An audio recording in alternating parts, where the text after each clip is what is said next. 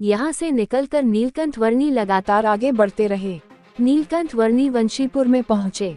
गांव के बाहर एक पेड़ के नीचे वह ध्यान मग्न होकर बैठ गए। तभी वंशीपुर के राजा शिकार के लिए वहां से गुजर रहे थे। जैसे ही उनकी नजर बाल योगी नीलकंठ वर्णी पर पड़ी, वह नीचे उतरे और उनके चरणों में जाकर बैठ गए। वो समझ गए कि शायद उनका कल्याण करने के लिए साक्षात भगवान का अवतार लिए यह बालक हमारे नगर में पहुंचा है। राजा ने नीलकंठ वर्णी से आग्रह किया कि वह उनके साथ उनके महल में चले। राजा की श्रद्धा देखकर नीलकंठ वर्णी प्रभावित हुए और राजा के साथ महल की ओर चल पड़े। राजा के महल में उनकी खूब सेवा की गई। उन्हें तरह तरह के फल और व्यंजन परोसे गए। रानी उन्हें देखकर बहुत प्रभावित हुई। वहां पर उनकी 2 लड़कियां थी, एक का नाम इला और दूसरी का नाम सुशीला था। रानी ने नीलकंठ वर्णी स्वामीनारायण से आग्रह किया कि वह उन दोनों लड़कियों की शादी उनके साथ करना चाहती है।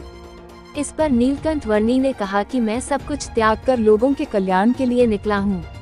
तुम लोगों का कल्याण भी मेरे माध्यम से ही होगा और तुम्हारे जैसी हजारों बालाओं और भक्तों का कल्याण करने के लिए मुझे निरंतर प्रगति के पथ पर चलना होगा।